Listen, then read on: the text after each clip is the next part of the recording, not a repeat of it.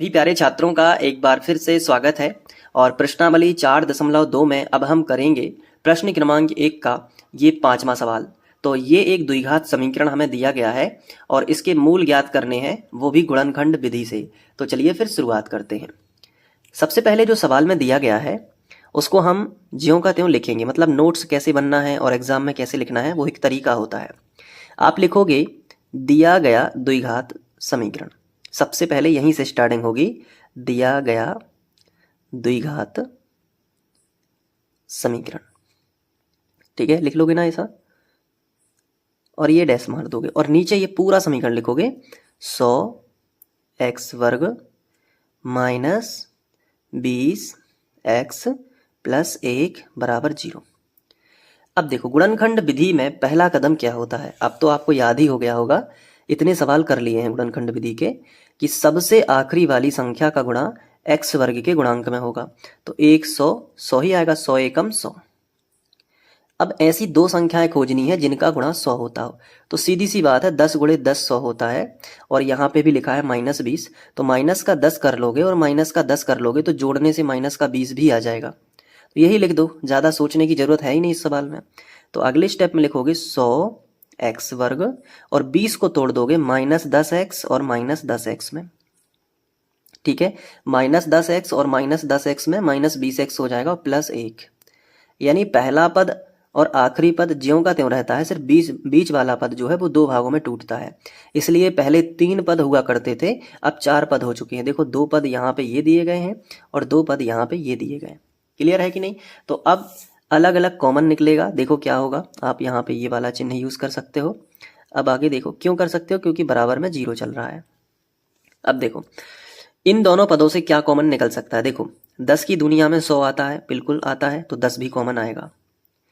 और x यहाँ है और x यहाँ भी है, तो x भी कॉमन निकल आएगा। तो क्या बचेगा, 10 धाम 100, 10 बार भाग चला जाएगा। जितनी बार भाग जाएगा उतनी संख्या लिख दो। और x के ऊपर 2 की घात है, मतलब एक x कॉमन निकलेगा तो 1 तो बचेगा। माइनस लगा है तो माइनस लगा दो, 10x पूरा कॉमन निकलेगा तो 1 बचेगा।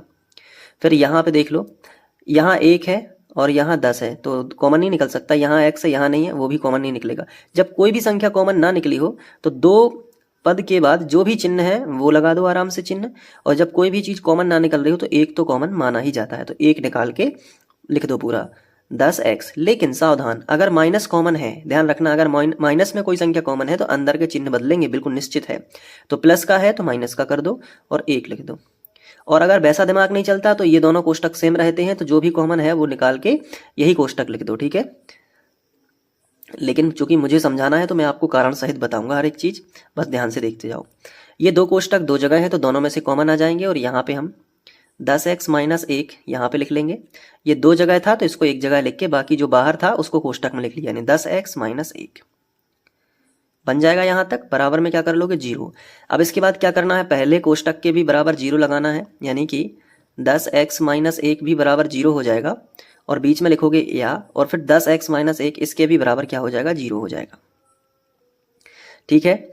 अब देखो यहाँ पे क्या करना है, ये माइनस का 1 है, इसका पक्षांतर इस तरफ कर दो, तो 10x बराबर ये माइनस का 1 इस तरफ आ जाएगा तो प्लस का 1 हो जाएगा।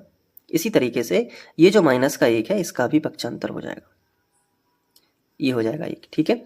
अब ये गुणा में है तो गुणा वाली संख्या कहाँ आ जाएगी, बटे में आ जाएगी। तो x बराबर कितना हो जाएगा, 1/10।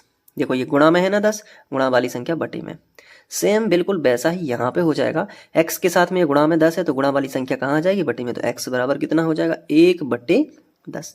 तो कई बच्चे यहाँ तक करेंगे लेकिन आपको फिनिश लाइन भी लिखनी है ताकि एग्जामिनर पे एक अच्छा इंप्रेशन हो और आपके नोट्स भी प्रॉपर अच्छे बन पाए, क्योंकि यही तरीका है अच्छे से पढ़ाई करने का।